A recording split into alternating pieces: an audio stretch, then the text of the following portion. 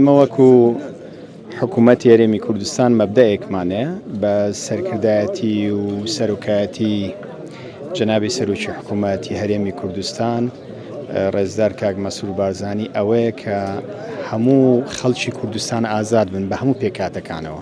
هەرێمی کوردستان بە پێکەوەژیانەوە جوانە. ئەمڕۆ کە دەبینن کۆمەڵێک لە دەروێش و مریدانی ڕێبازی تەریقەتی قادری هاتوون سەردانی سنووری قەزای شێخانیان کردووە لە گوندی بریفکان. ئەم تەکێ و مەزارگەیە جێگایەکی پیرۆزی گرنگە بۆ خەڵکی کوردستان و دەرەوەی هەرێمی کوردستانیش. بۆیە ئێمە بە پێویستمان زانی وەکو کارژێڕی خۆجێیی لە سنووری قەزای شێخان بین لە پێشوازی ئەو میوانە بە ڕێزانەش بکەین. حەقەت ئەو میوانانە خەڵکانێکن هەر لە زاخۆوە تاوەکو سێمێل و سنووری قەزایەکانی سەر بە پارێزگای دهۆک و هەروە لە دەرەوەی سنووری پارێزگای دهۆکیش لە سنووری هەولێر، لە سنووری سلێمانی، لە سنووری گەرمیان، لە کەرکووک، لە دەرەوەی هەرێمی کوردستان خەڵکێک عەرەبن چ بۆ وەکو گەشتکردنێکی ئاینی هاتبن چ بۆ زیارەتکردنی ئەم مەزارگەیە بێ. لایەن ئێمە پێویستمان زانی خۆمان لە پێشوازیاندا بین و پێشوازی گەرمیشیان لێ بکەین و خزمەتیشیان بکەین.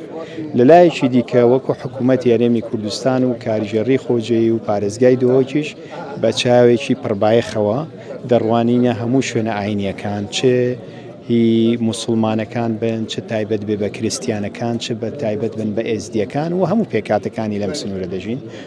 لە تەمەنی کابینەی نوێمی حکوومەتی هەرێمی کوردستان بە سوپاسەوە تەمان کابینەکانی پێشووتریش خزمەتێکی بەرچاوی گەیاندۆتە سنووری قەزای شێخان. چووکی قەزای شێخان قەزایەکە مەشمول بووە بە تەعریب، تەرحیل، تاجیر، تێکدان، وێرانکردن، سوتاندنی گوندەکانیان، دروستکردنی موجەمەعاتی قەسری. ئەمانە هەموو سنووری قەزای شێخانی گرتەوە. بۆیە قەزای شێخان زۆر پێویستی بە پرۆژەی خزمەتگوزاری و پێویستی بەدعمێکی تەواو هەبوو بۆ ئاوەدانکردنەوەی چەندین قوتابخانە، مەرکەزی سەحی، پرۆژەی ئاو، کارەبا، ڕێگەوبان، ئاوەدانکردنەوەی گوندەکان، ئاوەدانکردنەوەی 28 گوند و دابینکردنی سلفەی عەقاری بۆ گوندەکان، دووبارە نۆژەنکردنەوەی ڕێگاوبانەکان هەمووی کاری سەرۆکی حکوومەتی هەرێمی کوردستان بۆ بە درێژایی ساڵی 92 تاوەکو ئێستا.